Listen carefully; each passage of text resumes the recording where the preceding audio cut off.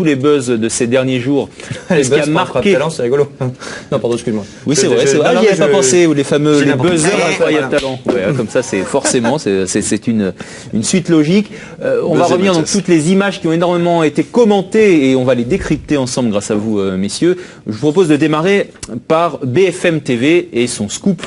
Les fameuses images du Sofitel, j'allais dire du Carlton, on les a pas encore celle-là, mais du Sofitel à New York. Peut-être mieux, oui, je pense que ce serait pas sur la même chaîne, je crois. À New York. En tout cas, c'est un beau scoop pour BFM TV qui a permis à la chaîne ce jour-là d'attirer plus de 10 millions de téléspectateurs, un peu sur toute la journée.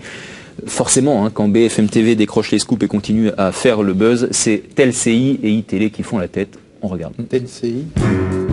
Tous les médias en rêvaient, BFM TV l'a fait. Jeudi de la semaine dernière, la chaîne d'info de la TNT diffusait en boucle les fameuses séquences de vidéosurveillance du Sofitel de New York, le jour où le destin de Dominique Strauss-Kahn a basculé. Buzz énorme dans les médias français, car après les révélations et les menaces d'un journaliste américain, on attendait qu'un grand network les diffuse. Eh bien non, c'est la chaîne française BFM TV qui ce jour-là décrochait la queue du Mickey. Et à la une, cette exclusivité BFM TV sur l'affaire DSK, nous dévoilons aujourd'hui les images inédites des caméras de vidéosurveillance du Sofitel. Dès le jeudi soir, tous les grands médias reprenaient tout azimut le scoop diffusé par la chaîne d'info. Dominique Strauss-Kahn du Sofitel de New York. Vendredi matin, c'est la presse écrite qui se faisait l'écho de ce scoop, faisant des captures d'écran pour habiller leur une. Sur les radios aussi, les faiseurs de scoop s'exprimaient en direct.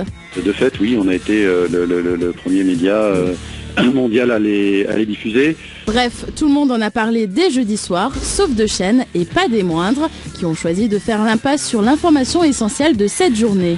Dans l'actualité ce soir, l'Europe. Premier dîner de travail des chefs d'État. Sans surprise, la droite a bataillé une bonne partie de l'après-midi. De l'examen du droit de vote des étrangers non communautaires. La Cour de justice européenne. La hausse du prix du gaz. En effet, aucune trace des images du Sofitel de New York du côté des chaînes d'infos concurrentes à BFM TV.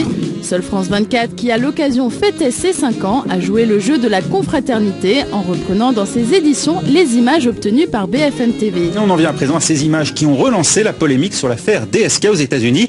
Avec cette question, peut-il s'agir d'un piège ou d'un complot? Regardez sur cette vidéo des caméras de surveillance de l'hôtel Sofitel obtenues par nos confrères de BFM.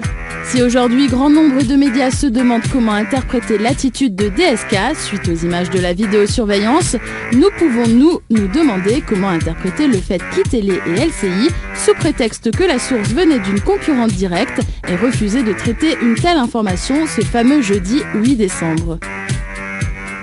Alors, que pensez-vous de cette étude? Vous comprenez pas, par exemple, vous nous le disiez en regardant ces images, pourquoi BFM TV pourquoi la concurrence de BFM TV, iTélé par exemple, ne cite pas. C'est des chaînes d'info, donc des chaînes d'info, tu te dis voilà, c'est quoi le scoop, tant mieux pour eux, mais il faut en parler, c'est de l'info, je sais pas. Alors, les uns et les autres qui avaient donc forcément enquêté ou qui savaient un peu comment ça se passe dans les coulisses, vous comprenez cette absence de confraternité, on va dire, ne pas citer la concurrence, c'est logique quand on a il faut cibler sur les images. Carlos, on ne l'accepte pas forcément, parce qu'à un moment, c'est l'info qui est reine, et puis c'est au spectateur qu'on doit ça. Donc effectivement, il faut être un tout petit peu fair play, et je pense que en retour, il y aura d'autres fois, où peut-être ce sera le LCI, iTélé qui aura son scoop, et BFM ne se gênera pas pour... Rappelez-vous d'LCI qui avait réussi à filmer, contre l'avis d'ailleurs à l'époque de France Télévisions, les images des otages descendant de l'avion. Toutes les chaînes avaient repris ça. Là, c'est un peu curieux. Alors, à votre avis, Jérôme, comment ont-ils pu avoir ce scoop BFM TV? J'en sais rien, parce que j'étais pas dans le secret des dieux. Ce que je constate, c'est que c'est un très beau coup. Ce que je constate, c'est que la guerre des chaînes d'info est totale, que BFM a une voire deux longueurs d'avance et que iTélé et LCI sont à la ramasse. Et je pense qu'elles font une erreur de ne pas retransmettre une partie de ces images à leurs téléspectateurs, parce que finalement, c'est quand même ce qu'on voulait voir. Maintenant, sur le fond de l'affaire, ce sont des images qui n'accréditent aucune thèse. On peut pas, à la sortie de ça, dire il y a eu un piège. On peut pas dire il s'est fait, ça accrédite, il part pas en courant non plus. Non, mais ça élimine. Alors, la seule chose, c'est que seule chose, c'est que le fameux enquêteur américain qui avait dit qu'il y a une danse de joie de 8 minutes, la danse de joie, elle dure montre en main 10 secondes. Donc là, il y a quand même une danse de joie et on ne sait pas pourquoi. On ne sait pas pourquoi. Est-ce que c'est une danse de joie? Aucun événement sportif n'avait eu lieu la veille, par exemple. Peut-être qu'ils avaient ensemble un truc à fêter. On n'en sait strictement rien puisqu'on ne voit. C'est le principe de ces images. On voit les choses, mais on n'entend strictement rien. Comme personne ne pouvait dire sur le lèvre, c'est beau à voir, mais ça ne prouve rien. D'où l'intérêt limité de ces images. D'où l'intérêt limité de ces images, et ça explique pourquoi peut-être iTélé n'ont pas jugé bon. Il n'y a pas d'intérêt limité parce que c'est des Guy, ce sont des images que tout le monde voulait avoir. Bien sûr, tout le monde en rêve d'avoir ça.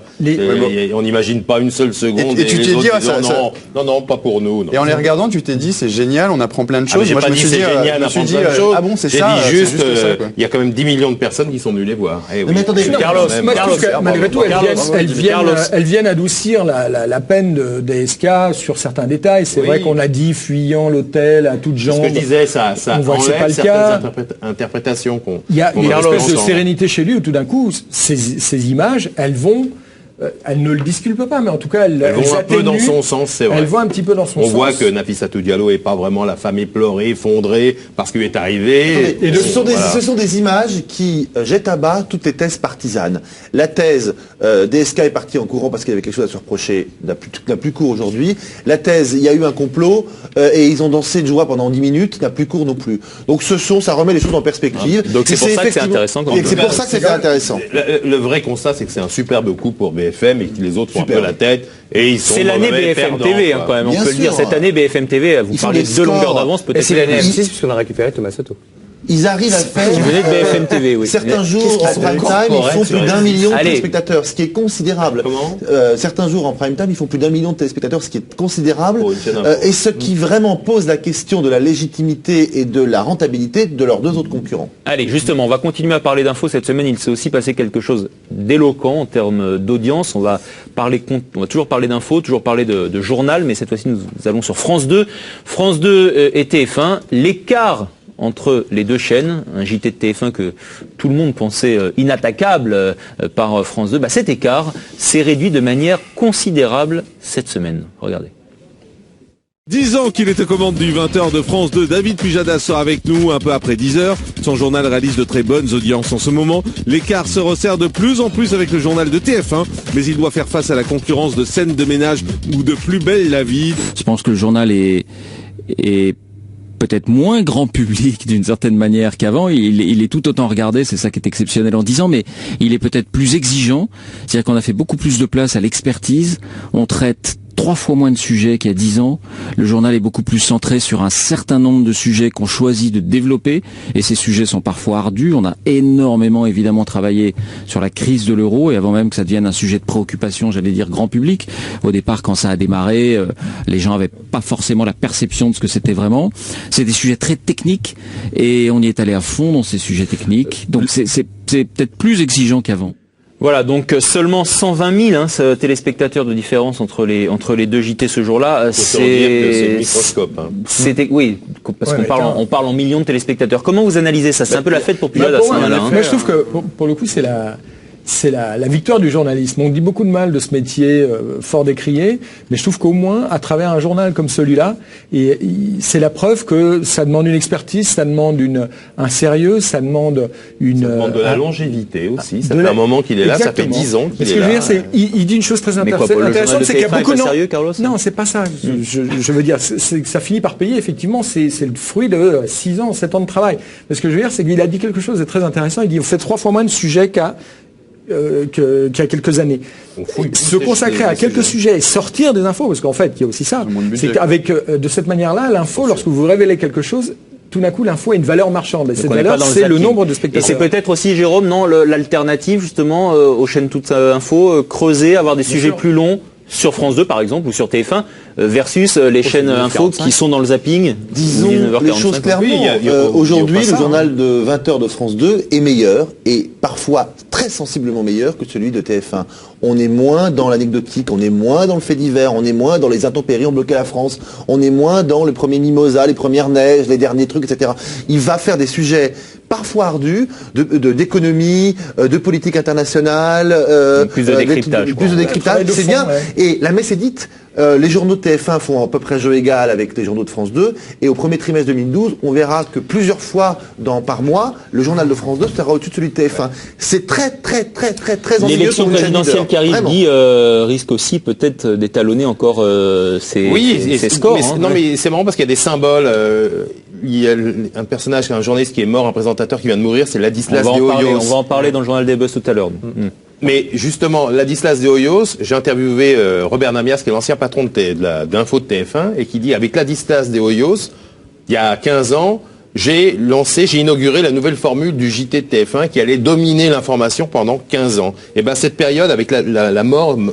Curieusement, avec la mort de Ladislas de Hoyos, elle est terminée, symboliquement elle se termine, et c'est France 2 qui est en train de prendre le pas. Il y a un élément qu'il faut rappeler, et je prends la défense de TF1 aujourd'hui pour une fois, c'est aussi la victoire de l'horlogerie, parce que TF1, du moins France 2, gagne en longueur et récupère des téléspectateurs. Les journaux sont plus longs sur France 2. Voilà, ils avaient un pic de 7 millions à la fin de ce journal, ce qui explique que la moyenne soit plus forte. Alors que TF1 est contenu, il y a Canteloup après et doivent couper plus tôt. C'est la preuve aussi que les Smart vont aussi vite que les Ferrari finalement. Voilà, c'est un peu la morale de la fable de Monsieur Good, réinterprétée par Alex. En tout cas, je vous propose de rester justement sur le service public, car des nouveautés, il va y en avoir sur France 2 notamment, avec l'arrivée donc d'un nouveau directeur général, Bertrand Mosca, qui met sa patte qui imprime, on va dire sa patte dès les premiers jours du mois de janvier. On résume tous ces nouveaux changements qui arriveront sur l'antenne. Après les faibles audiences de septembre, France 2 récupère petit à petit des parts de marché. Pour aider la chaîne, le PDG de France Télévisions et le directeur général de France 2 proposent pour début 2012 une nouvelle grille de programmes de soirée avec comme ligne directive France 2, première chaîne publique généraliste, populaire, contemporaine, qui doit surprendre. Côté surprise donc, on remarque que les changements sur la grille se font surtout le mardi, le mercredi et le jeudi. C'est quoi toute cette agitation? France 2 commencera donc sa semaine avec un lundi sous le signe de la fiction américaine, puis sera suivi le mardi avec des magazines et de grandes soirées thématiques en première partie de soirée et en deuxième par Infrarouge qui remplacera dorénavant l'émission de Jean-Luc Delarue, Réunion de famille. Quel est le lien qui vous unit tous les deux? C'est mon oncle et je suis sa nièce. Le mercredi, on retrouvera des fictions françaises et des émissions de société comme Secret de famille, présentées par Virginie Guillaume. Le jeudi, sous le signe de l'info et de la culture, sera toujours composé du duo envoyé spécial complément d'enquête, mais se verra changer en troisième partie de soirée par la venue de l'émission culturelle avant-première, actuellement programmée le mercredi soir. Ravi de vous retrouver sur le plateau d'avant-première. Le grand absent de cette rentrée sera le programme court du chat, diffusé avant le 20h. Il laissera place à Élise et moi, un programme de la rédaction de France 2 qui traitera des anciennes campagnes présidentielles. Oh! Rendez-vous donc début janvier pour savoir si Bertrand Mosca, le directeur général de France 2, aura visé juste et aura réussi à rendre davantage lisible la grille des programmes de la chaîne. Alors Michael, tous ces changements, est-ce que ça peut porter ses fruits et est-ce que France 2 n'avait pas besoin justement de continuité plutôt que de tout changer au bout de 3 mois? France 2 a besoin de changement parce qu'ils ont fait une rentrée un petit peu difficile, voire plongeante, comme montre Guy. Après, j'ai l'impression que c'est du bidouillage où Bertrand Mosca n'a pas encore les coups des franches, ne peut pas vraiment mettre ça. Voilà, c'est ça. Vraiment. Il n'y a pas de grande. C'est un jeu de mécano là. Il n'y a pas vraiment c'est du bidouillage et on verra vraiment en septembre s'il a envie de comme certaines choses. Alors, on ne comprend pas pourquoi il les retire pas de l'antenne avant-première qui plombe quand même. Mais il change d'antenne. En fait, il cherche plus de lisibilité. Il veut une grille plus identifiable, plus lisible, plus simple. C'est vrai, oui. Vous pensez qu'il y arrive avec ces... Oui, clairement, on voit que chaque soir, il y a vraiment un type d'émission bien identifié que le téléspectateur va